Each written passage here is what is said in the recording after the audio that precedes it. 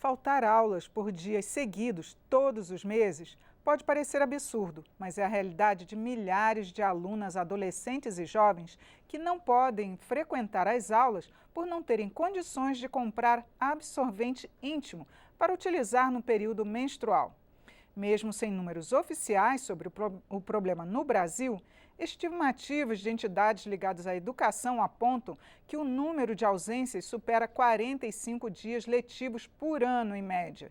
E para saber mais sobre o assunto, vamos conversar com a deputada Marília Arraes, do PT de Pernambuco. Ela apresentou um projeto que cria um programa de distribuição gratuita de absorventes higiênicos para todas as alunas das escolas públicas, por meio de cotas mensais. Eu sou Regina Assunção e o Palavra Aberta tem produção da TV e da Rádio Câmara. Bem-vinda, deputada. Obrigada, Regina. Bom, deputada, eu queria que a senhora falasse para a gente sobre dados, porque esse é um assunto que não é comentado, muito pouca gente sabe da dificuldade que muitas meninas têm para comprar absorvente higiênico. Exatamente. Aqui no Brasil nós não temos especificamente pesquisas sobre o assunto, mas em diversos países do mundo e a própria ONU já reconhece que o direito a ter acesso à higiene menstrual é um direito humano e deve ser tratado como um assunto de interesse público. E para você ter uma ideia, no Canadá, que é um dos países com maior renda per capita do mundo, cerca de 1/4 das mulheres abaixo de 25 anos não tem acesso a esse tipo de produto, não tem recursos para bancar esse tipo de produto. Na Índia, que é um país que a gente sabe que tem uma desigualdade social ainda maior, somente 12% das mulheres têm condições de comprar produtos de higiene menstrual. E a gente sabe que a realidade do Brasil não é diferente. Na verdade, a menstruação é cercada de diversos tabus, diversos mitos que ao longo da história fazem que as mulheres sejam ainda mais alijadas do processo de inclusão social e do seu papel no desenvolvimento. Então, é importante que a gente diga para todo mundo que se os homens menstruassem, provavelmente esse problema já não existiria. Mas como nós vivemos numa sociedade em que as leis e todo o sistema é pensado por homens, até hoje, nós somos somente 15% aqui nessa casa, então realmente isso ainda é um problema para várias mulheres. Eu queria que a senhora falasse especificamente o que está contido nesse projeto, que foi baseado até num projeto que foi aprovado no município do Rio de Janeiro. O que está previsto? Isso, nós na verdade começamos a pensar na mesma época, o Rio de Janeiro conseguiu aprovar antes e nossa ideia principal era que todas as mulheres carentes pudessem ter acesso aos absorventes, mas existe uma lei da década de 90 que não permite que por meio de lei a gente modifique os produtos e medicamentos que sejam oferecidos nos postos de saúde. Então estamos ainda estudando uma forma de realmente legalizar essa distribuição gratuita. Se distribuir preservativos, porque não pode se distribuir absorventes. Então, por enquanto, nós apresentamos essa iniciativa para que sejam distribuídas nas escolas, para que as estudantes não tenham seu período letivo prejudicado por esse motivo. Tem pesquisas no mundo inteiro que mostram que as meninas perdem diversos dias de aula por conta de estarem menstruadas, não terem acesso aos absorventes, a produtos de higiene. E nós queremos diminuir esse dano e com isso também diminuir o tabu. Conforme a gente vai naturalizando, mostrando que é algo natural da vida das mulheres, diminuindo o preconceito em relação ao assunto, também com certeza a gente vai diminuindo a segregação social que isso gera. Eu ia até perguntar justamente sobre isso, porque a distribuição causaria um certo constrangimento, que muitas delas nem gostam de falar que estão nesse período. Eu acredito que não. Eu acredito que as mulheres, sabendo que existe essa possibilidade de adquirirem gratuitamente, não teria nenhum constrangimento.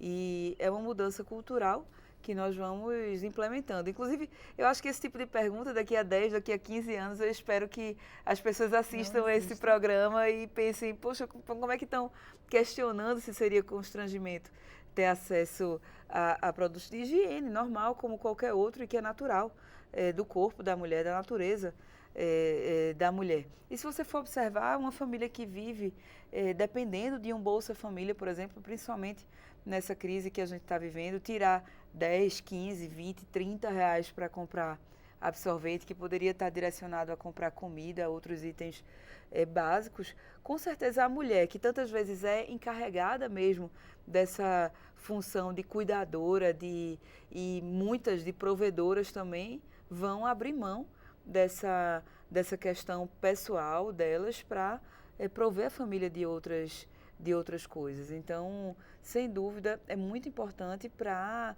a emancipação feminina mesmo que a gente possa aprovar esse projeto. Agora, aqui na casa, a gente sabe que os parlamentares lutam para o teto de gastos, né? As propostas têm que ser apresentadas, mostrando de onde vêm os recursos. O seu projeto está indicando como que vai ser financiada essa distribuição? Na verdade, não são somente os parlamentares. O que a gente está vivendo é um momento em que o governo quer cortar gastos, que na verdade são investimentos e são gastos com aqueles que são mais pobres. Se você observar, por exemplo, a reforma da Previdência, mais de 80% do que seria economizado, entre aspas, vai sair de quem ganha até 2 salários mínimos. Então, o Bolsa Família tem se reduzido, não é isso? Pois é, isso não é cortar gasto, não é cortar privilégio. A gente está falando de uma questão de saúde pública, de direito humano e principalmente das mulheres. Então, sem dúvida alguma, a gente sabe que é possível acontecer, até porque, até em relação a emendas parlamentares, metade dessas emendas vão para a saúde. Tem sido, inclusive legalmente, a principal prioridade do governo, e ter esse item à disposição de mulheres seria preservar os direitos humanos dessas mulheres e não simplesmente criar mais um gasto desnecessário, de forma alguma. Agora, parece que no Rio de Janeiro eles vão colocar até uma distribuição, tipo algum totem, né, como tem para refrigerantes, algumas coisas. Isso também envolveria mais gastos. Os municípios ficariam encarregados? Quem ficaria encarregado exatamente dessa distribuição? Por ser um item de saúde básica, no caso, quando a gente conseguir aprovar a questão do SUS, né, de se distribuir em postos de saúde, seriam os municípios os responsáveis. Nesse caso, as escolas, principalmente considerando a faixa etária de crianças, de meninas, jovens, adolescentes que frequentam essas escolas, que seriam responsáveis pela distribuição.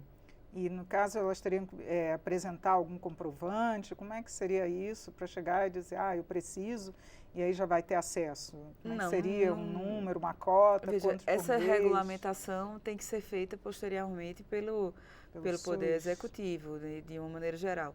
Mas não faria nenhum sentido exigir comprovante disso, se sabe a idade que as mulheres menstruam e se sabe que precisa todo mês, se sabe que é uma vez por mês que acontece. Então, a escola faria essa avaliação, existe corpo pedagógico. Dessa burocracia, como é que passa, né, para essas distribuições gratuitas, né?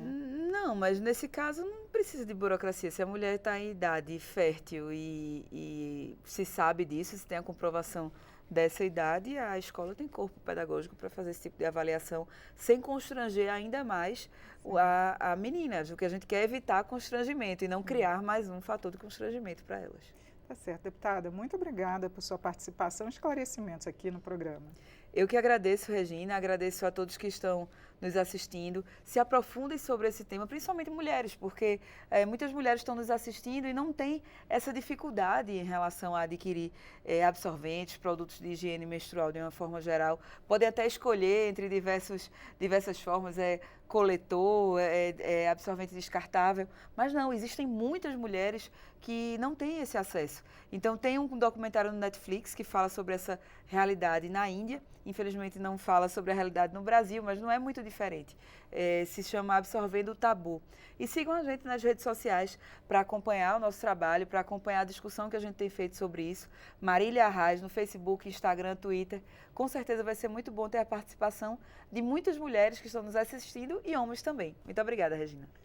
Eu conversei sobre a evasão escolar por falta de absorventes higiênicos com a deputada Marília Arraes, do PT de Pernambuco. Assista esta e outras edições em nosso site, câmara.leg.br/palavra aberta. Eu sou Regina Assunção e agradeço a sua audiência. Até a próxima.